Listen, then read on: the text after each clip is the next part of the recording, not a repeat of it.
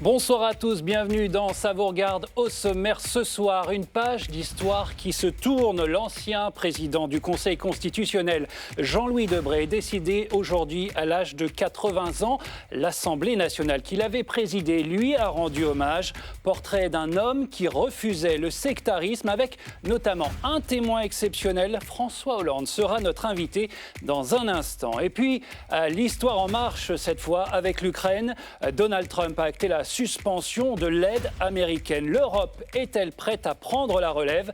Un plan de réarmement a été annoncé aujourd'hui à Bruxelles par la Commission. Une réunion a eu lieu à l'Elysée sur le même sujet. Quelle part pourrait prendre la France dans cette défense européenne? La question divise les députés. Ce sera notre débat ce soir. Voilà, c'est le sommaire. Ça vous regarde, c'est parti.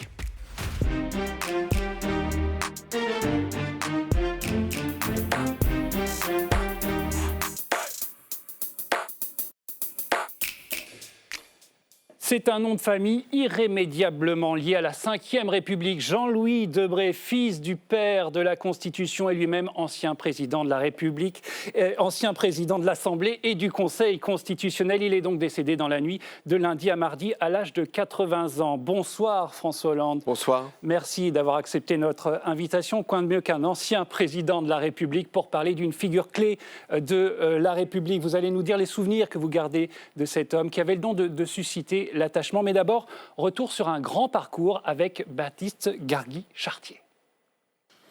La Ve République a perdu ce matin un homme simple, un homme bien, qui avait l'art du lien.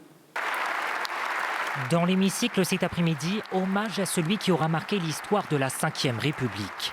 Jean-Louis Debré, figure de la droite française qui a su s'imposer parmi ses pairs.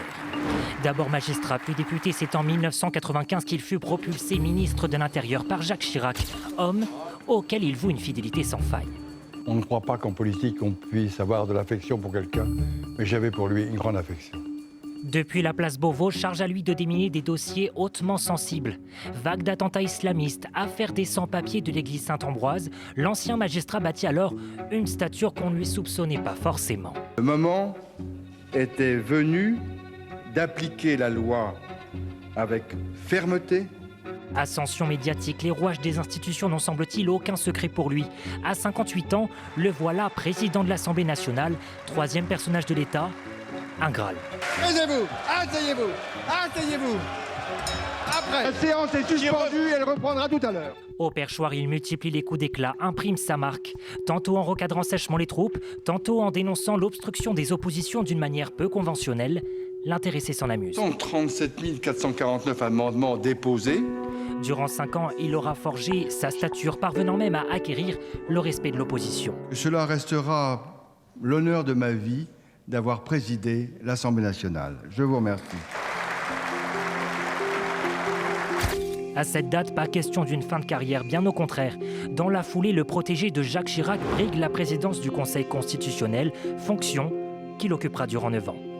Ces dernières années, Jean-Louis Debré se consacrait à l'écriture, au théâtre, continuait de commenter l'actualité politique, en retrait, dit-il. Avec le spectacle que la politique donne, vous voudriez que j'aille me remettre dans ce monde? Non, c'est plus mon monde. Au Parlement cet après-midi, le Premier ministre lui loue aussi quelques mots en guise de revoir. Sa fidélité sera un modèle et son humour sera aussi pour nous une leçon de vie. Jean-Louis Debré s'en est allé, rejoint son père, l'artisan de la Constitution, à l'âge de 80 ans. Alors François Hollande, votre présence ce soir pour évoquer la mémoire de Jean-Louis Debré nous dit d'emblée une chose, c'était un homme qui dépassait les clivages partisans. Est-ce que vous vous souvenez de votre première rencontre avec lui? Oui, nous étions députés l'un et l'autre et il était président, ou en tout cas responsable du groupe RPR. Et il menait un combat féroce contre la majorité de l'époque dans laquelle j'étais. C'était François Mitterrand qui était président de la République et il ne lâchait pas facilement ses coups, mais quand il les lâchait, ça pouvait aller assez loin. Mais il était dans son rôle. Et puis progressivement, à mesure qu'il a pris des fonctions qui n'ont pas été forcément très faciles, ministre de l'Intérieur, là aussi, il a été confronté à des moments difficiles, des épreuves, y compris le terrorisme. Et lorsqu'il est devenu président de l'Assemblée nationale, c'est là qu'il a été, je crois, le plus heureux. Parce que il connaissait très bien les rouages de l'Assemblée, il avait été dans l'opposition, il avait été dans la majorité, il savait les abus que pouvait faire une majorité, et il savait aussi les difficultés que peuvent rencontrer les députés de l'opposition. Alors, et c'était une surprise, alors qu'on s'attendait à une présidence qui puisse être finalement au service de l'exécutif, il a pris une autonomie.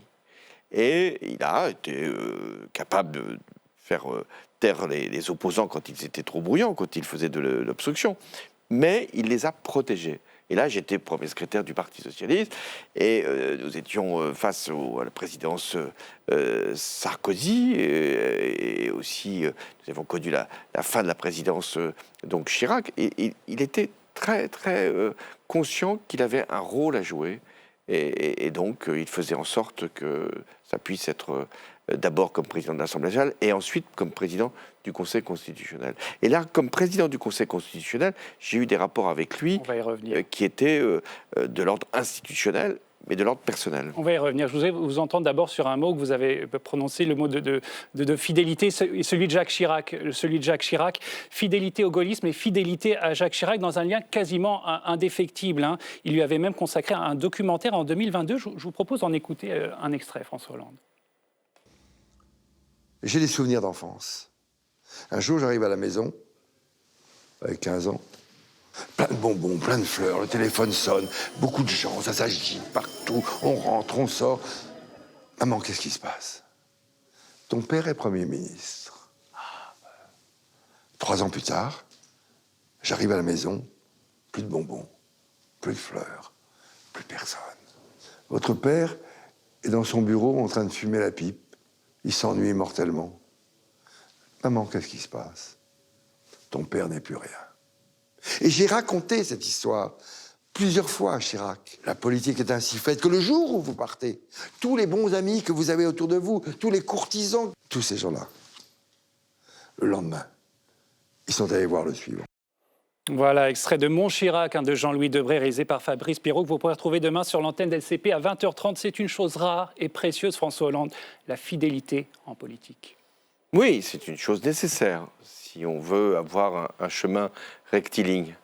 Mais beaucoup s'en échappent de ce chemin-là et montrent quelquefois un empressement qui peut décevoir. Mais ce que j'ai retenu de Jean-Louis Debré, c'est que c'était un homme qui savait à qui il devait la carrière qui fut la sienne. C'est Jacques Chirac qui a le premier eu de Michel Debré un conseil. Est-ce que vous pouvez peut-être regarder ce que pourrait faire Jean-Louis Debré? Il a envie de faire de la politique. Et donc très tôt, Jacques Chirac et Jean-Louis Debré se sont retrouvés, l'un dans des fonctions ministérielles, l'autre dans son cabinet, et ils ont avancé ensemble.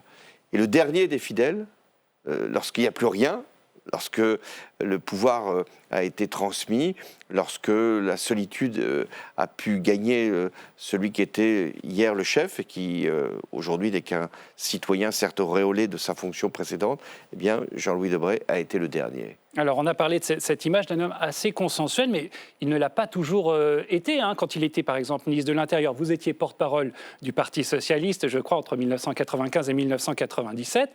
Vous aviez eu des mots assez durs à l'époque. Qu'est-ce qui s'était passé? Il y avait une église qui avait été envahie par un certain nombre de migrants qui demandaient des papiers. Et donc, il y avait eu un assaut qui avait été organisé, lancé par le ministre de l'Intérieur, Jean-Louis Debré, et on avait vu une hache d'un policier frapper la porte de l'église, créant une certaine émotion, y compris parmi les curés de la paroisse. Donc Jean-Louis Debré a souffert de cette image, parce que ça ne correspondait pas à sa conception précisément des libertés, mais il faisait son travail de ministre de l'Intérieur. Un lieu est occupé, il faut l'évacuer, et sans doute la forme n'était pas la bonne. Et donc, il en avait tiré une leçon après qu'il ait quitté la place Beauvau, donc le ministère de l'Intérieur. Il voulait, non pas se racheter, il n'y a pas de question de ça, mais il voulait montrer qu'il était respectueux des libertés, parce qu'il avait une fidélité à Michel Debré et une fidélité à la Constitution de la Ve République. Et pour lui, la Constitution de la Ve République, c'était l'autorité de l'État, mais le respect des libertés. Respectueux des libertés, notamment des libertés des oppositions. Vous en avez déjà un petit peu parlé, mais lors de son passage à la présidence de l'Assemblée nationale, il a été salué pour son respect des oppositions. Vous gardez, vous, ce souvenir-là? Vous étiez député pendant cette mandature. Oui, il était président, protecteur de l'opposition, parce qu'il avait été dans l'opposition. Il savait que ça avait une part de travail ingrat. Et il avait noué de très bons rapports avec Jean-Marc Ayrault, qui était le président du groupe socialiste. Et chaque fois qu'il pouvait permettre à l'opposition d'exprimer ce qu'elle avait à dire, peut-être de prendre plus de temps qu'il n'était prévu, tout simplement pour éviter l'obstruction. Il avait compris, Jean-Louis Debré, que si on voulait éviter les cris, les manœuvres, les empêchements, les blocages, il fallait donner de la place à l'opposition. Et en tant que président du Conseil constitutionnel, vous étiez chef de l'État, il était le 5e personnage de l'État. Quelle relation vous avez eue à ce moment-là? Alors, nos relations devaient être forgées par l'indépendance. Il n'est pas question que le président du Conseil constitutionnel vienne demander au président de la République sur cette décision, que dois-je faire? Jamais Jean-Louis Debré ne s'est placé, pas davantage moi-même comme chef de l'État. Il était le président du Conseil constitutionnel, garant donc des droits et des principes et des libertés, et j'étais le président qui affrontait le terrorisme. C'est là que Jean-Louis Debré a compris que le rôle de son institution était non pas simplement de vérifier la lettre de la loi, c'était son devoir, mais aussi l'esprit de la loi. Il fallait que ça n'aille pas trop loin, même pour la sécurité de nos concitoyens, et il fallait que la liberté puisse être protégée. Et enfin, il m'avait donné sa version, sa philosophie. Il m'avait dit, bon, écoutez, moi, j'ai agi comme président du Conseil constitutionnel, puisqu'il était déjà en fonction depuis plusieurs années, et j'agis en toute indépendance.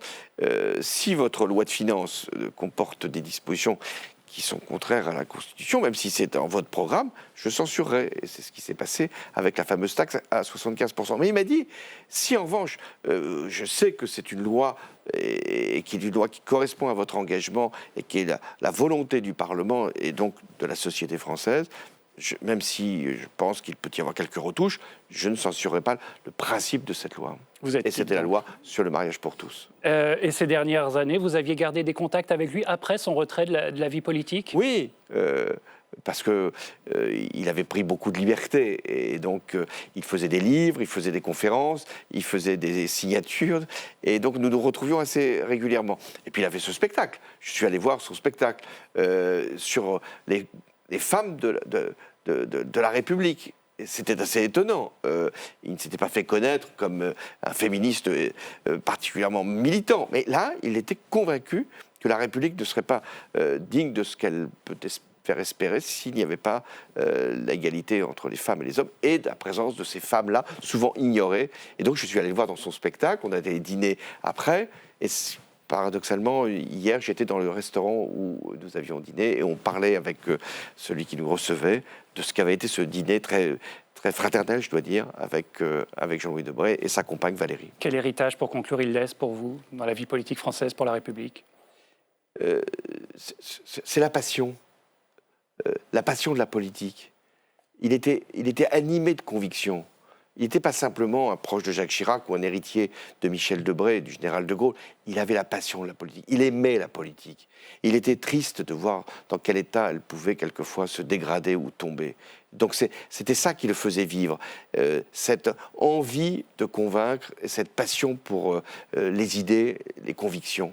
Donc c'est ça, Jean-Louis Debré. Il était en mission, il avait un côté presque, quelquefois, prophétique. Il était là... Les prophéties n'étaient pas toujours justes, non, mais parfois oui. Il s'empourprait, là, il partait dans des discours, mais il avait la passion. Et c'est ce qui manque, il faut avoir l'envie et la passion. Merci François Hollande d'avoir été notre invité pour évoquer cette mémoire de Jean-Louis Debré. On va poursuivre cet hommage avec d'autres personnalités qui vont nous rejoindre pour déployer d'autres facettes du personnage. Mais avant, quelques réactions parmi les très nombreuses entendues aujourd'hui à l'Assemblée nationale. Elles sont réunies par Clément Perrault. Il laissera la trace de l'engagement, ça c'est un point fort, de la fidélité, qui est une valeur importante et qui, mon bon monsieur, aurait peut-être tendance à se perdre. Mais je crois que c'est ça, l'engagement, une certaine idée de la France, la République par-dessus tout. Je dois avouer qu'il m'aimait bien parce que j'avais battu Ségolène Royal et ça lui avait beaucoup plu. Et donc on plaisantait souvent sur la vie politique.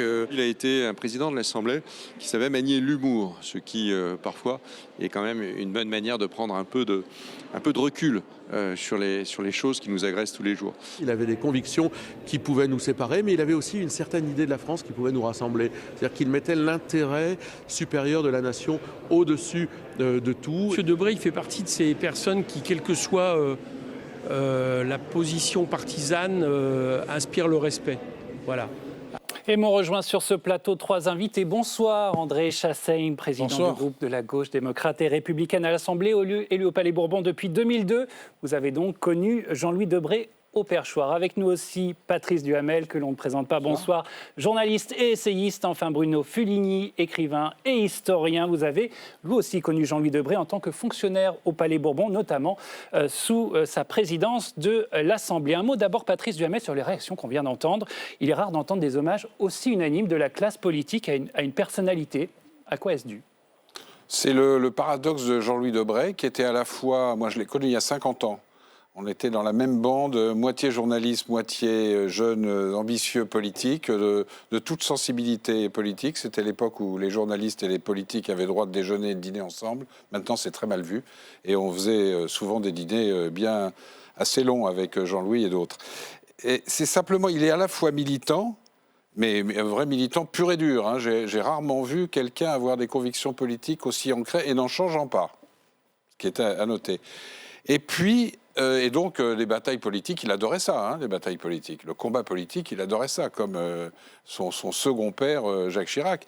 Et en même temps, il s'est révélé, alors, à 2 témoins et acteurs, quand il était à la présidence de l'Assemblée nationale, mais également au Conseil constitutionnel, parce que, je vais très vite, on a dit par exemple que c'est lui qui avait agi au Conseil constitutionnel pour que les comptes de Sarkozy soient invalidés. Ils avaient des relations exécrables tous les deux, on le sait, mais au Conseil constitutionnel, ils sont 9. C'est pas le président tout seul qui décide d'invalider des comptes, ça n'a pas de sens.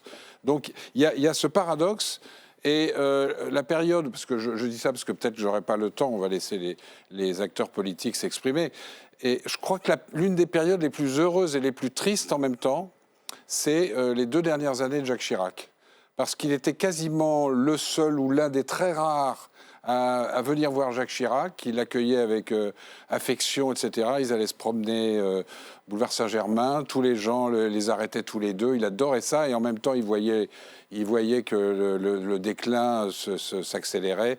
Mais il l'a accompagné, en tout cas, jusqu'au bout. On reviendra peut-être sur leur début et leur rencontre. André Chassaigne, il y a eu un concert de louanges aujourd'hui à l'Assemblée. Vous vous y êtes joint, mais on savait que vous seriez avec nous ce soir. Alors, on ne vous a pas mis dans cet extrait, mais que retenez-vous, vous, de ce personnage, Jean-Louis Debré? Je crois que vous avez des mots très élogieux. Quand je suis arrivé en 2002, on me l'avait présenté comme étant un républicain très dur, pas spécialement copain-copain avec les communistes, si on peut dire. Et j'ai découvert un président de l'Assemblée qui avait une forme de sympathie, comme gaulliste, une forme de sympathie pour les cocos. En fait, c'est ça. Et cette présidence, j'en garde vraiment un souvenir d'une présidence exemplaire. C'est-à-dire que c'était à la fois d'une autorité naturelle. Il remettait en place. Moi, j'étais assis à côté de Maxime Grémetz. Le groupe avait dit « faut essayer de le tenir ». Et il fallait bien se mettre à 2. Moi, jeune député, ou nouveau député, parce que je n'étais pas très jeune, et le président de l'Assemblée, pour essayer de tenir Grémetz. Et je pense qu'il arrivait à le tenir. Mais tout ça, il le faisait avec une pointe d'humour.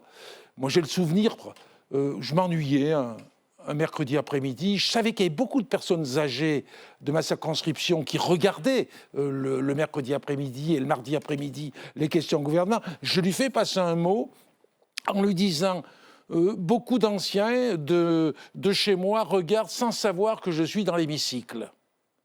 Et au bout d'un moment, alors que j'étais très sage, comme d'habitude, bien sûr, au bout d'un moment, j'écoute « Monsieur Chassaigne, taisez-vous !» Du coup, tout le monde savait que j'étais bien présent au poste. Bruno Fuligny, avant peut-être qu'on revienne sur cette présidence de l'Assemblée, rapidement, ses débuts en politique, c'est la rencontre avec Jacques Chirac qui a été décisive dans son parcours? rencontre très jeune, puisqu'en fait, l'anecdote, c'est qu'il accompagne son père qui vient accueillir le général de Gaulle. Ça se passe à Orly. Puis il voit un jeune type un peu remuant qui fume cigarette sur cigarette. Il demande qui est celui-là. Et c'est sa première rencontre avec Chirac. Et effectivement, au départ, il va vraiment démarrer avec Chirac. Il va être proche de Chirac. Il va être un collaborateur de Chirac. Et c'est pour cela d'ailleurs, le président Chassaigne l'a dit, quand longtemps plus tard, il devient président de l'Assemblée, au tout début, un proche du président de la République au perchoir, ça pouvait faire peur. Et son intelligence, c'est que tout de suite, il a montré qu'il était impartial. C'est vrai qu'il avait des convictions, mais il aimait aussi la controverse. Il respectait, je dirais, la liberté de penser de ses adversaires. Et à partir de là, il a surtout beaucoup veillé à ce que le temps de parole des opposants soit respecté. Et en particulier, le coup qu'il vous a fait, il le faisait aussi avec un député de droite qui est décédé récemment, M. De Gauchy, député de l'Oise, et il n'arrêtait pas de lui dire « Monsieur De Gauchy !» Voilà, chaque fois que l'autre remuait un petit peu, pour bien montrer qu'il tapait un coup à droite, un coup à gauche, et qu'il était totalement impartial. Patrice Duhamel, c'est cette image d'impartialité qu'on retient, et il se l'est forgé vraiment à la présidence de l'Assemblée nationale pendant ces 5 années passées au perchoir ici au Palais Bourbon. Oui, parce qu'avant, il a eu un parcours politique brillant, assez classique, député, maire, ministre, etc. Et il a, comme l'a dit François Hollande tout à l'heure, quand il était ministre de l'Intérieur, avec Jacques Chirac à l'Élysée et Alain Juppé à Matignon, il avait plutôt une réputation de droite dure. C'était la période qui était un peu costaud politiquement, effectivement, l'église Saint-Bernard, etc. Mais en même temps, et ce que disait André Chassaigne tout à l'heure ne m'étonne pas, parce qu'il avait une religion qui était la fidélité, pas seulement aux hommes. C'est pas de se raconter des histoires. Dans la politique, c'est rarissime. Une vraie fidélité, c'est rarissime. Mais les gens qui sont fidèles à leurs convictions. Et vous avez des adversaires politiques, Monsieur Chassaigne, bien évidemment, mais on vous connaît, vous, et beaucoup de communistes, pour la fidélité à leurs convictions.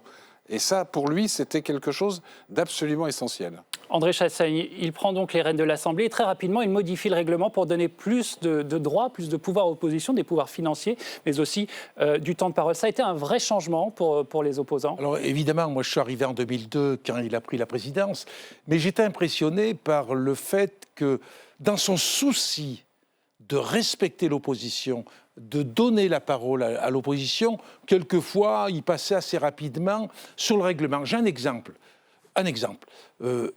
Des amendements avaient été déposés par l'ensemble des députés de La Réunion pour supprimer ce qu'on appelait le colonna, qui était une forme de métayage qui datait de l'époque coloniale à La Réunion. Et ce jour-là, par un hasard incroyable, il y avait un déplacement ministériel à La Réunion et personne pour défendre les amendements qui étaient des amendements déposés pour supprimer. Son père avait été député de La Réunion. Bien sûr. J'avais été averti par Huguette Bello, qui m'est passé le message. Je n'étais pas signataire de l'amendement. Je me précipite sur le micro, et ce qu'on ne verrait jamais aujourd'hui, il m'a quand même laissé la parole, alors je n'étais pas signataire, et j'ai fait passer cet amendement. Qui n'est normalement donc, pas possible. J'ai eu donc une représentativité à La Réunion comme quelqu'un qui avait supprimé le colonna. Mais c'était plutôt grâce au président Debré. Bruno Fulini, président de l'Assemblée, c'est le président bien sûr de la Chambre des députés, mais c'est aussi le président d'une institution, l'Assemblée nationale. Vous étiez à ce moment-là fonctionnaire de l'Assemblée. Comment il était perçu de l'intérieur, si on peut dire ? Si vous voulez, je peux difficilement avoir un recul d'historien. Je vais en parler avec émotion parce que c'était il y a plus de 20 ans. J'étais un jeune fonctionnaire et on lui avait dit qu'il y avait un fonctionnaire un peu bizarre qui écrivait des histoires de députés oubliés, de choses comme ça. Et donc je me suis retrouvé dans son bureau, n'en menant pas très large au départ, et puis ayant devant moi un président qui était un homme, à l'évidence, un homme de culture, un homme qui s'intéressait à l'histoire, et c'était aussi un politique qui n'opposait pas la culture et la politique. Il avait compris que par la culture et la culture historique, il pouvait parler à ses opposants, il pouvait parler aux citoyens, parler aux Français. Et à partir de là, ça a fait de lui un président qui a commencé à ouvrir les portes du Palais Bourbon, qui a fait venir des comédiens. Il avait institué les mardis de la Ceste, des lectures publiques qui avaient lieu dans la Galerie des Fêtes. Il a commencé à publier des ouvrages qu'il préfaçait, mais dont il était l'instigateur, des anthologies de grands discours, bref. Il a fait rayonner l'institution en dehors.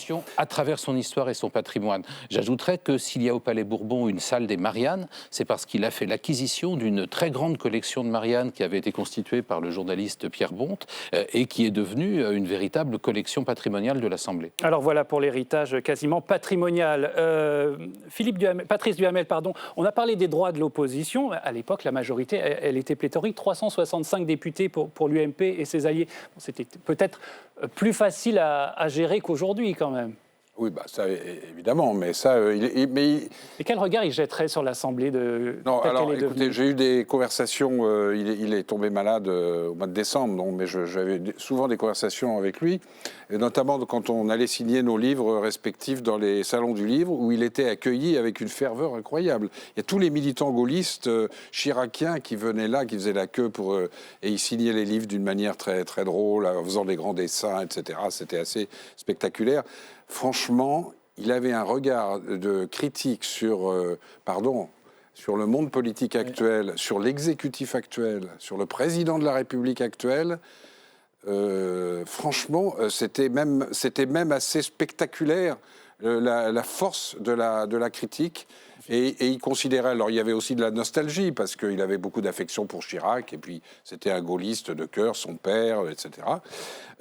Mais il considérait, peut-être de manière excessive d'ailleurs, c'est peut-être la critique que je pourrais lui apporter, je suis aussi critique que lui, mais vraiment, il considérait qu'on était passé d'une période à une autre dans la qualité du personnel politique, et je pense c'était vrai, mais qu'il exagérait peut-être un petit peu. Passer d'une période à une autre, André Chassaigne, vous qui connaissez la nouvelle Assemblée, vous confirmez ? À LCP, je me suis trouvé dans un débat avec lui, vous retrouveriez ça dans vos archives, il était très critique sur ce nouveau monde qui balançait tout. Lui, par exemple, quand il y a eu des milliers d'amendements, il n'a pas modifié le règlement de l'Assemblée parce qu'il y avait des milliers d'amendements. Il a fait le spectacle. Il a empilé les amendements et il a ridiculisé les socialistes et les communistes qui avaient été l'auteur de cet abus de dépôt d'amendements. Et le lendemain, nous les avons retirés parce qu'il avait gagné la partie sans modifier le règlement. Il vivait mal le monde actuel, les réseaux sociaux, etc. Il vivait ça. L'Assemblée les séquences mises sur les réseaux sociaux, c'est pas quelque chose qui l'aurait beaucoup apprécié. Une anecdote, André Chassaigne, pour finir. Vous comptiez écrire un livre avec lui. Je l'avais sollicité, il était d'accord, parce que je suis un collectionneur de citations, et j'avais eu une idée. Je lui ai dit, voilà, on va écrire un livre ensemble, on prendra des mots, on choisira des mots ou des thèmes, et chacun de notre côté, on choisira des citations en lien avec le thème ou avec le mot, et on écrira un livre, on sera page contre page, pour voir ce qu'un gaulliste peut retenir comme citation et ce qu'un communiste peut retenir comme citation. On ne l'avait pas fait dans la mesure où j'avais trop d'activités. Je m'attendais à le faire dans les mois qui viennent parce qu'il m'avait donné son accord pour qu'on sorte cet ouvrage ensemble. Je pense que ça aurait été marrant. On aurait y compris peut-être trouvé des citations communes qu'on aurait pu laisser comme étant une production qui était une production partagée. Voilà, qui aurait bouclé la boucle du gaullisme et du communisme. Merci André Chassaigne, merci à vous trois d'être venus évoquer cette mémoire de Jean-Louis Debré. Merci à vous pour cette page d'histoire. Nous allons retourner maintenant dans le feu de l'actualité, un feu brûlant marqué par la suspension de l'aide américaine à l'Ukraine. Nous ferons tout pour tenir, a réagi Kiev aujourd'hui. Voilà, l'Europe en première ligne en tout cas. Peut-elle seule sauver l'Ukraine et assurer sa propre défense ? Nous allons en débattre dans un instant avec 4 députés qui vont nous rejoindre au lendemain d'un débat ici à l'Assemblée qui a laissé paraître bien des divisions sur le sujet. On va y revenir, mais d'abord, le récap pour tout comprendre. Il est signé ce soir de Marco Pommier.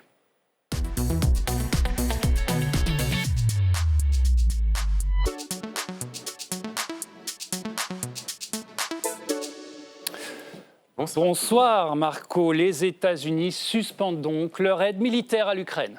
Kiev privé d'armes, de renseignements et de soutien pour faire face à l'invasion russe. Une décision brutale annoncée la nuit dernière par la Maison-Blanche. Donald Trump a mis sa menace à exécution 4 jours après son altercation avec Volodymyr Zelensky dans le bureau ovale. L'objectif, il est clair, faire pression sur le président ukrainien pour l'obliger à négocier avec la Russie. Pour le vice-président américain plutôt, Zelensky est un va-t-en-guerre. Zelensky a montré un refus clair de s'engager dans le processus de paix que le président Trump a déclaré être la politique du peuple américain. C'est là que ça bloque. Je pense que Zelensky n'était pas encore prêt et je pense franchement qu'il n'est toujours pas prêt. Mais je pense qu'il finira par y arriver, il le faut. Washington lâche l'Ukraine, la Russie jubile. Pour le porte-parole du Kremlin, il s'agit de la meilleure contribution pour la paix. L'Ukraine, de son côté, calme le jeu. Cet après-midi, Volodymyr Zelensky assure que son pays est reconnaissant de l'aide militaire américaine et propose même une trêve dans les airs et en mer pour entamer des discussions de paix. Et en France, Marco, quelle réaction? Est-ce que c'est l'union nationale? En apparence, Thibault, la décision de Donald Trump, toutes les forces politiques françaises la condamnent. Trahison, a dit ce matin Édouard Philippe. Décision brutale et cruelle pour Marine Le Pen. François Bayrou a aussi réagi. C'était cet après-midi au Sénat.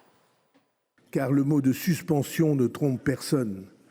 La suspension dans la guerre de l'aide à un pays agressé, ça signifie qu'on abandonne le pays agressé et qu'on accepte ou qu'on souhaite que son agresseur l'emporte.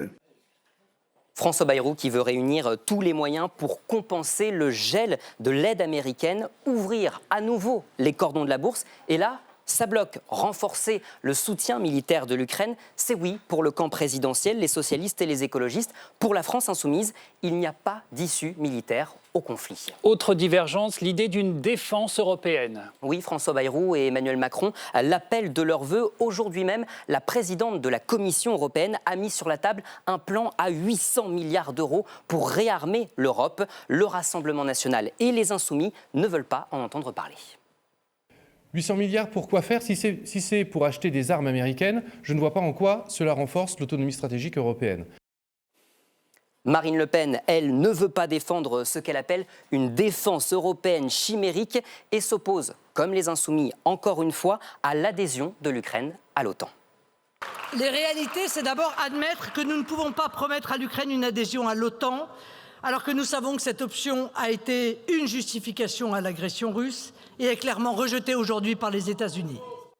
Bref, Thibault, vous l'avez compris, la classe politique française soutient l'Ukraine dans les mots, mais les divergences stratégiques sont nombreuses. Je vous laisse en débattre. Merci Marco. Le décor est donc planté. J'accueille mes invités. Bonsoir Thomas Gassiou. Vous êtes député Ensemble pour la République du Rhône, membre de la Commission de la Défense que vous avez présidée ici à l'Assemblée de 2022 à juin dernier. Bonsoir Marie Récalde, députée socialiste de Gironde. Vous siégez vous aussi au sein de la Commission de la Défense. Avec nous aussi Daniel Obono. Bonsoir. Bonsoir. Député La France Insoumise de Paris. Enfin Philippe Ballard est avec nous, député Rassemblement National de l'Oise. Bonsoir à vous. D'abord, revenons sur cette annonce, cette déflagration, j'ai envie de dire, les États-Unis qui suspendent leur aide militaire à l'Ukraine. Thomas Gassiou, qu'est-ce que vous dites de cette décision? C'est jeter la brebis dans la gueule du loup? C'est fichu pour l'Ukraine? C'est une nouvelle donne qui arrive au pire moment et c'est finalement une décision qui encourage l'agresseur à poursuivre son œuvre en indiquant au pire moment qu'on ne va plus soutenir le pays qui est agressé. Et donc c'est une décision qui doit nous amener, nous Européens, à ouvrir les yeux pour prendre en main notre propre sécurité, même si la France l'a plus fait que ses voisins européens, pour aller vers ce qu'on nous pousse depuis 2017, l'autonomie stratégique européenne. Philippe Ballard, on a entendu la réaction de Marine Le Pen qui parle de décision brutale. Brutale et illégitime? Elle dit cruelle et brutale. Illégitime? Elle est illégitime, la décision du président américain? Je peux parler au nom du président des États-Unis, mais elle est cruelle, elle est brutale. On a compris que ce qui guide Donald Trump, comme tous les présidents américains d'ailleurs, qui sont isolationnistes, c'était les intérêts économiques, notamment des États-Unis, avec l'histoire des terres rares. Et puis c'est aussi, par ricochet, essayer de désarrimer la Russie de la Chine. Donc, alors que des dizaines de milliers, centaines de milliers d'Ukrainiens, 1 million d'ailleurs de soldats et civils russes et ukrainiens ont déjà péri depuis 3 ans. Oui, c'est un coup cruel, brutal et incompréhensible qui est donné aux Ukrainiens. Marie Récalde, quand vous voyez cette séquence, vendredi l'esclandre contre Volodymyr Zelensky dans le bureau ovale, aujourd'hui cette annonce, Trump fait le jeu de Poutine, c'est officiel, il a choisi son camp? On peut sans doute le dire, oui, qu'il a choisi son corps, mais on a l'impression de tomber de l'armoire. En fait, il ne fait que ce qu'il avait dit. Qu'il avait dit pendant sa campagne, ce qu'il a fait lors de son premier mandat, avec plus de tempérance, il est vrai. Mais en fait, ce qui nous surprend, c'est le calendrier. Il est arrivé au bureau ovale le 20 janvier et les choses se précipitent. On se couche un soir, le lendemain, des annonces plus que dramatiques sont faites pour l'Ukraine et pour l'Europe, je dois dire. Donc ce qui nous surprend, c'est l'accélération du temps auquel on n'était pas préparé. Par contre, sur le fond, on n'est pas très surpris de la position du président américain qui ne fait que exécuter ce qu'il avait dit. Daniel Obono, Volodymyr Zelensky propose aujourd'hui, on l'a entendu, une trêve dans le ciel et sur la mer pour réitérer l'engagement de l'Ukraine vers la paix qui est remise en cause, on l'a compris dans le discours américain. Il pose évidemment une condition, que la Russie en fasse de même. Est-ce que c'est possible sans pression américaine ? Écoutez, de toute évidence, Donald Trump et les États-Unis d'Amérique ont décidé de clore leur soutien à l'Ukraine pour passer à autre chose, c'est-à-dire leur confrontation avec la Chine. Et c'est ce qu'on voit effectivement se déployer, et c'est le programme sur lequel il a fait campagne et qu'il annonce depuis un certain temps.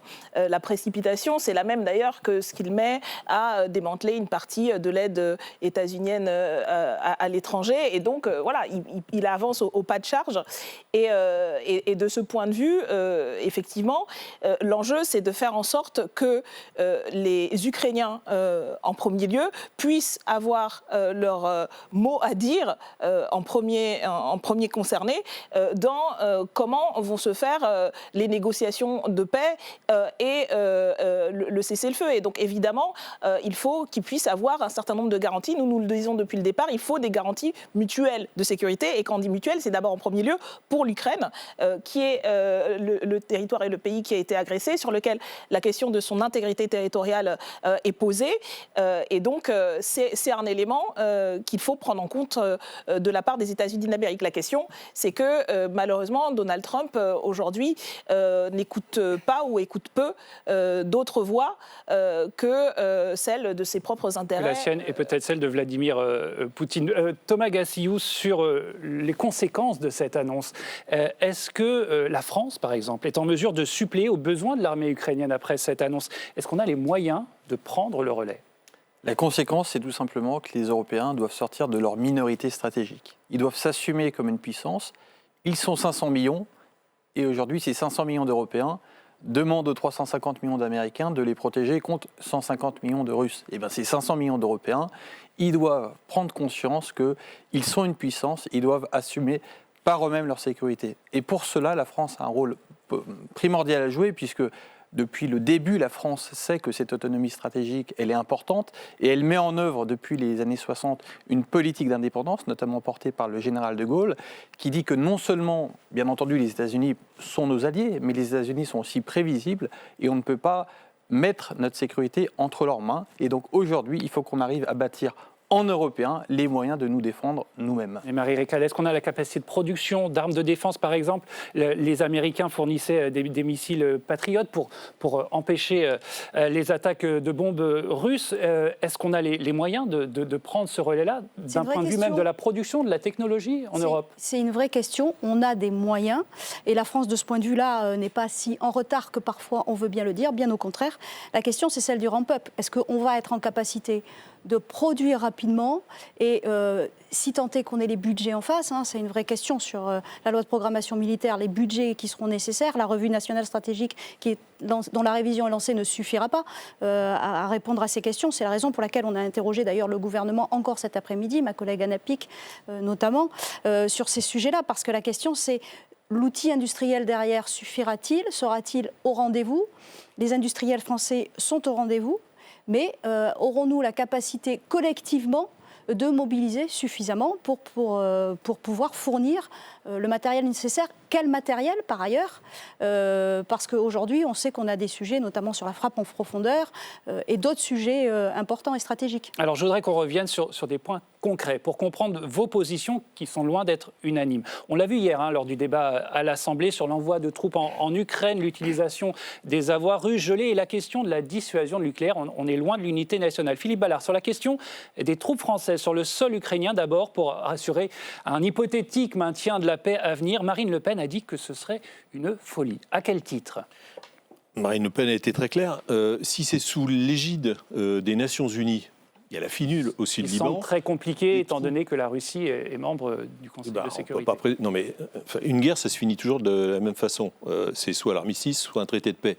Donc dans ce traité de paix à négocier, il peut y avoir des clauses sur le déploiement de troupes au sol, mais sous le contrôle de l'ONU. Il est hors de question d'envoyer des troupes françaises au sol. On ne va pas déléguer toute notre souveraineté, ou le peu qu'il en reste, à Madame von der Leyen, à l'Union européenne. Enfin, la France, c'est un grand pays. On a l'arme nucléaire avec le Royaume-Uni, mais qui, comme vous le savez, n'est plus dans l'Union européenne. On a un siège au Conseil de sécurité de l'ONU, que M. Macron d'ailleurs voulait partager avec l'Allemagne. Comme sur le nucléaire, on n'a pas très bien compris sa position. Donc pour uniquement prendre cet exemple des troupes françaises au sol en Ukraine, la réponse, elle est très claire, c'est non. Thomas Gassiou, sur cette question des troupes françaises en Ukraine. Oui, alors il y a plusieurs points qui ont été indiqués, à mon sens, qui ne sont pas tout à fait exacts.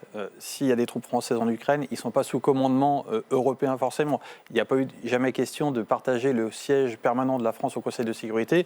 Et pour les questions de dissuasion, il y a aussi beaucoup de petites politiques par rapport à la doctrine française qui reste relativement inchangée depuis 1960 en reconnaissant une dimension européenne des intérêts vitaux. Moi, ma position personnelle, c'est que la première garantie de sécurité pour les Ukrainiens, c'est l'armée ukrainienne. Et donc aujourd'hui, la priorité, c'est de continuer à conforter l'armée ukrainienne, y compris si demain un cessez-le-feu ou une trêve est signé. Et la question éventuelle des troupes au sol, qui ne seraient pas des troupes combattantes, mais des troupes, on va dire, de maintien de la paix, pourrait se poser effectivement dans un cadre européen. Daniel Obono, votre position sur ce sujet de l'envoi des troupes françaises au sol en Ukraine pour sécuriser le pays en cas de paix avec la Russie? Encore une fois, la question c'est quels moyens avons-nous pour cela ? De quelle manière des troupes françaises seraient en capacité de sécuriser quoi que ce soit sur ce territoire. L'objectif, quel est-il ? Quel est l'objectif que nous poursuivons ? Pour qu'il y ait un cessez-le-feu, que la guerre s'arrête et qu'il puisse y avoir un certain nombre de garanties qui soient données à l'Ukraine en premier lieu et à la Russie. Et donc, pour cela, il faut d'abord des moyens diplomatiques pour faire en sorte que les conditions du cessez-le-feu et de la paix soient respectées et soient garanties pour l'ensemble des belligérants. Donc, pour ce qui est de l'engagement, nous, vous le savez, nous défendons l'engagement multilatéral au sein de l'ONU et la France au sein de l'ONU fait partie du Conseil de sécurité et doit bien évidemment prendre sa part. Mais là, en fait, on n'est pas dans un cadre de discussion au niveau onusien. On est dans un cadre où il faut d'abord faire en sorte que les partis soient autour de la table, que tout le monde soit autour de la table, et pas que ce soit une discussion, effectivement, entre Donald Trump et Vladimir Poutine, et qu'on ait les moyens ensuite de faire en sorte que la négociation puisse se faire et qu'on apporte ensuite les moyens dans cette négociation de paix. Envoyer des troupes pour envoyer des troupes, ça n'a pour le coup aucun intérêt concret sur le terrain. Revenons sur un autre sujet que vous avez commencé à évoquer, la dissuasion nucléaire. Philippe Ballard, Marine Le Pen, là aussi, a une position tranchée hier lors des débats à l'Assemblée. La partager, c'est l'abolir, a-t-elle dit. D'accord, mais la France est le seul pays européen à en disposer. Si les États-Unis ne sont plus là, que fait-on ? On laisse les autres pays européens à leur triste sort ? Non, mais l'arme nucléaire, le feu nucléaire, comme on dit, ça ne s'emploie pas n'importe comment. Enfin, c'est un dernier, tout dernier recours. Le général de Gaulle avait dit si le Benelux, l'Allemagne sont menacés et si les intérêts vitaux, c'est ça. En fait, le mot-clé, c'est ça. Est-ce que les intérêts vitaux de la France sont menacés ? Dans ce cas-là, oui, on emploie l'arme nucléaire. Mais c'est pas un char d'assaut, une arme nucléaire. Enfin, faut juste avoir conscience quand même de ce que ça peut représenter. Donc, si nos intérêts vitaux sont menacés, oui, il y a l'arme nucléaire dont dispose la France. Thomas Gassiou, sur cette question, le chef de l'État a semblé faire une ouverture. aucun changement depuis 1960 en matière de doctrine concernant l'arme nucléaire qui est conçue, produite, mise en œuvre, décidée par le président de la République. C'est d'ailleurs pour ça que la Ve République donne au président de la République la force du suffrage universel pour engager la dissuasion au nom de l'ensemble des Français qui sont viscéralement attachés à leurs intérêts vitaux. Simplement, la question ne s'était jamais posée comme elle se pose aujourd'hui pour des voisins européens, par exemple la Pologne. Reprises, la dimension européenne des intérêts vitaux a été rappelée et le président de la République, effectivement, a fait un appel à un dialogue avec les voisins pour voir dans quelle mesure cette dissuasion peut concourir encore davantage à la sécurité européenne. Il y a quelque chose que tout le monde oublie aujourd'hui, c'est que des têtes nucléaires américaines sont présentes dans plusieurs pays européens, l'Italie, l'Allemagne, la Belgique par ailleurs. Et si les Américains se désengagent totalement du théâtre européen, il faudra qu'on ait ces dialogues stratégiques pour voir comment la dissuasion nucléaire française, et qui restera française, peut concourir encore davantage à l'autonomie stratégique européenne. Marie Récal, il y a un autre sujet qui sous-tend le débat qu'on a, c'est la question du budget de la défense. Il est d'environ 2% du PIB aujourd'hui. Emmanuel Macron a évoqué le chiffre de 5%. Il faut passer en économie de guerre. Le ministre de l'économie a répondu oui à cette question ce week-end. Écoutez, ça fait partie des sujets sur lesquels on se positionne les uns et les autres, sur lesquels on travaille à la Commission de la Défense depuis un petit moment déjà, de toute façon. Bien évidemment qu'il faut augmenter le budget de la défense, on le sait. La défense a connu des années difficiles. On avait déjà remonté le budget depuis 2015. La question a été poursuivie et cet effort a été maintenu. On est aujourd'hui dans une situation inédite. Est-ce que c'est 3% ? Est-ce que c'est 5% ? Les chiffres en soi ne signifient pas grand-chose. Ce qui est certain, c'est que l'effort de défense va être nécessaire, couplé à un questionnement sur un emprunt défense éventuellement, d'ailleurs que le président de la République a également abordé. On ne sait pas encore trop bien sur quel sujet, mais oui, on est très clairement passé dans un autre moment, dans une autre économie. Et pour revenir à la question que vous avez posée, non pas sur les troupes, mais sur l'OTAN et sur le positionnement de la France et de l'Europe, on a aujourd'hui la nécessité, enfin, en tout cas, ça apparaît au grand jour de prendre nos responsabilités, d'avancer. Moi, je me souviens avoir travaillé et commis un rapport sur l'Europe de la défense en 2014. Je l'ai repris. Il n'y a pas grand-chose qui a bougé. Donc, les choses ont l'air d'avancer quand même. On va y venir sur le plan européen. Il y a eu des avancées importantes aujourd'hui. La présidente de la Commission, Ursula von der Leyen, a annoncé un plan pour réarmer l'Europe avant un conseil des chefs d'État qui s'annonce décisif jeudi. Dario Borgogno vous résume ces derniers événements. Face aux tensions diplomatiques, l'Union européenne a décidé de renforcer sa défense. L'Europe est prête à assumer ses responsabilités. Le plan Réarmer l'Europe pourra mobiliser jusqu'à 800 milliards d'euros pour la défense et les dépenses d'une Europe sécurisée et résiliente. 800 milliards pour mettre à niveau la défense européenne, dont 150 milliards de prêts pour investir en priorité dans la défense anti-aérienne, missiles, drones ou encore dans les systèmes d'artillerie. La présidente de la Commission propose aussi de sortir les dépenses militaires de la règle stricte du 3% du PIB. En clair, permettre aux États d'augmenter leur budget de défense sans se faire épingler par Bruxelles pour déficit excessif. Un discours d'économie de guerre qui résonne notamment en France. On va devoir réfléchir aussi à nos modèles économiques, à investir plus dans la tech, dans la défense, pour dépendre moins des autres, et notamment des États-Unis, et être capable de jouer des coudes. Ursula von der Leyen veut aussi faciliter les prêts par la Banque européenne d'investissement, pour l'instant interdite de financer des projets de défense. Pour sa sécurité, la Commission suggère d'utiliser des fonds d'aide pour les régions défavorisées de l'Europe et se tourner vers des fonds privés. Ces propositions seront discutées ce jeudi lors d'un Conseil européen extraordinaire. Thomas Gassiou, ces annonces marquent-elles un tournant ? C'est l'Europe de la défense que Emmanuel Macron appelait de ses voeux et qu'il était seul jusqu'ici à défendre qui pourrait prendre forme sous nos yeux ? Oui, c'est un vrai tournant. Il faut rappeler brièvement ces 30 dernières années, depuis les années 90, depuis la fin de la guerre froide, où on était à 5 ou 6% du PIB en matière de défense. On a réduit drastiquement les budgets de défense et finalement, qu'est-ce qu'on a conservé ? On a conservé la dissuasion nucléaire qui reste crédible et on a conservé une capacité expéditionnaire à mener des opérations limitées, loin, contre un ennemi souvent bien moins équipé que le nôtre. Aujourd'hui, il faut qu'on passe dans une nouvelle étape, il faut qu'on réapprenne ce qu'on savait faire pendant la guerre froide, en regagnant en masse, en épaisseur de nos armées. Il faut qu'on réussisse également les grands défis technologiques qui sont en cours et qui modifient la manière de faire la guerre. Et troisième chose, il faut qu'on arrive à faire face à des menaces hybrides du champ cyber, du champ informationnel, pour lequel on n'est pas toujours bien équipé. Daniel Obono, je vous vois faire non de la tête.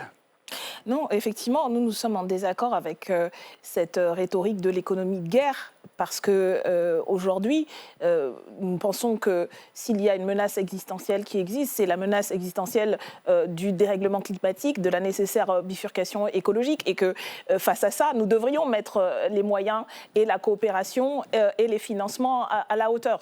Et aujourd'hui, y compris une discussion sur l'économie de guerre, ça sert, comme effectivement l'a dit le ministre de l'économie, à justifier, y compris d'autant plus d'austérité. On va nous expliquer, c'est l'économie de guerre, et donc vous allez devoir accepter, comme c'est le cas dans certains pays du Nord où c'est annoncé, de travailler jusqu'à 70 ans, parce que vous comprenez, c'est l'économie de guerre. Vous devriez accepter toujours moins de financement pour l'éducation, etc. Ce sont des choix politiques souverains qui ne peuvent être laissés à la décision de Mme von der Leyen, qui fait des annonces, mais bien au-delà de ce que sont ses prérogatives, je le rappelle.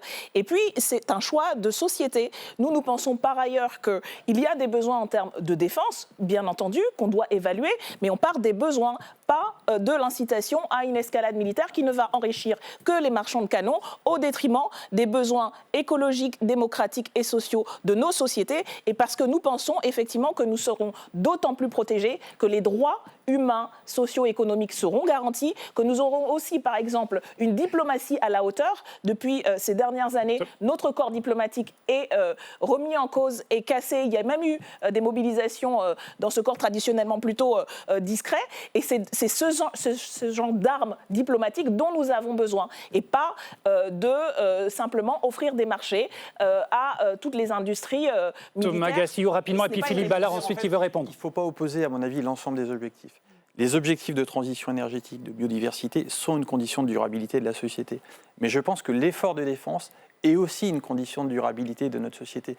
Vous n'avez pas de possibilité de faire d'éducation, de culture, de social, de développement économique si vous n'êtes pas en mesure d'assurer vous-même votre propre sécurité. Donc, n'opposons pas les choses, et l'effort de défense, c'est vraiment une condition de durabilité de nos sociétés. Et c'est pour ça que moi j'ai proposé de faire un livret défense, de la même manière qu'existe un livret de développement durable, pour qu'on puisse ensemble flécher une partie de l'épargne des Français pour cet effort de défense, parce que je pense qu'au même titre des investissements en matière de développement durable ou du logement social, investir dans notre défense, c'est permettre d'avoir une société plus durable. Voilà pour l'idée du livret de défense. On verra si elle est retenue. Elle a été proposée, y compris par des députés de droite, je crois, pendant les débats hier.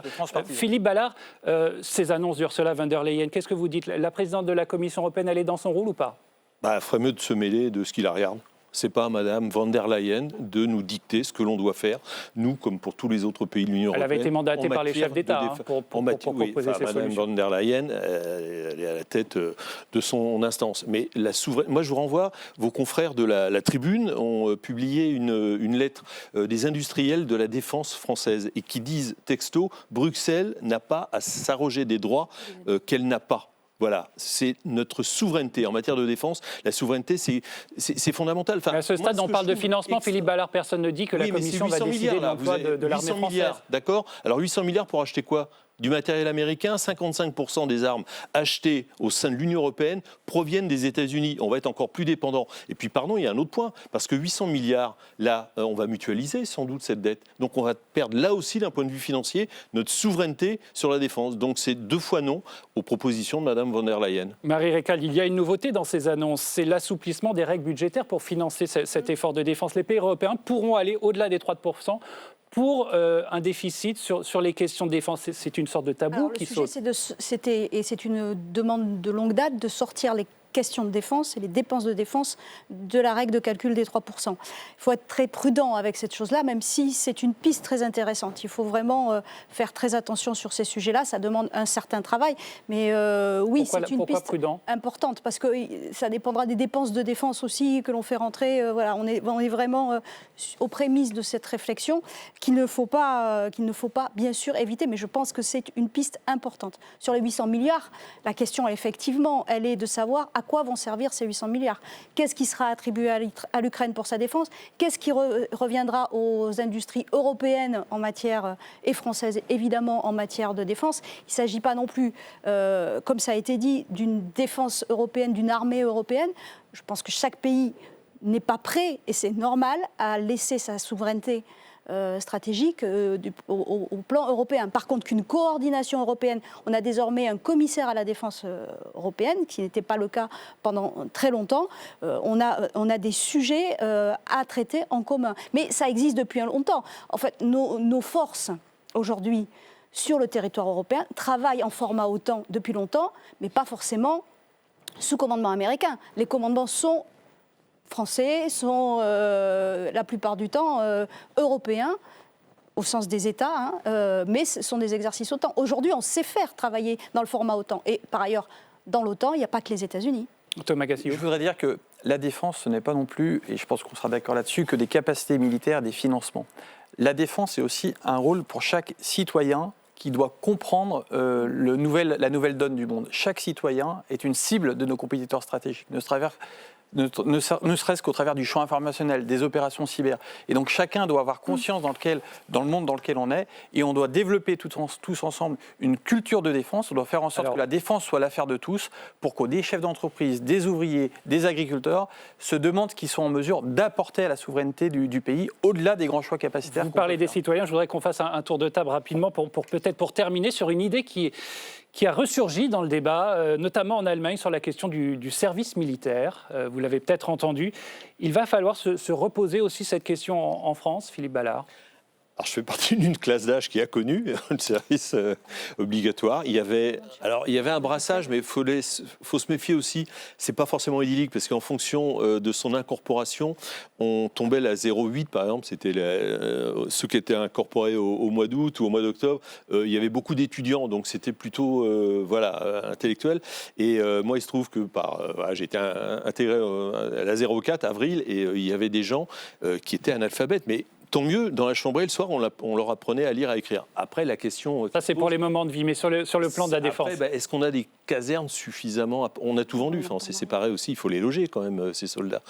Donc, c'est pas quelque chose qu'on fait en un claquement de doigts, et ça prendra, si c'était le cas, sûrement plusieurs années. Mais enfin, à l'heure actuelle, je pense pas que ce soit la voie vers laquelle il faille se diriger. Nos priorités, c'est déjà d'équiper nos soldats d'actifs qui sont aujourd'hui sous-équipés. Malgré les efforts de défense qu'on fait depuis 2017, on a besoin d'équiper nos soldats d'actifs, et on a besoin également de développer les réserves opérationnelles. On va doubler ce nombre de réservistes dans les prochaines années pour les passer à 100 000, quasiment un réserviste pour 2 militaires d'actifs. Et donc la priorité, c'est d'équiper ceux qui nous protègent en portant les armes de la France, et réinstaurer aujourd'hui le service militaire qui n'a été que suspendu ne correspondrait plus aux enjeux de défense tels qu'on les... Marie Lecale, sur ce sujet. Non, mais le service militaire, c'est le mythe qu'on nous ressort à chaque fois. En général, d'ailleurs, ceux qui en parlent, c'est ceux qui ont cherché à ne pas le faire en demandant une dérogation. Donc, je pense que là, on tourne la page du service militaire. De toute façon, on ne reviendra pas en arrière. Nous n'avons plus les moyens, ni en hommes, ni financiers, de remettre une classe d'âge, ne serait-ce que ça, vers le service militaire. Donc, la question, elle est plutôt celle de la résilience de la nation, et je rejoins Thomas Gassio sur ce sujet-là. La question, elle est là. C'est une question d'éducation, c'est une question... Ce sont plusieurs actions, mais la résilience de la nation me paraît un sujet important.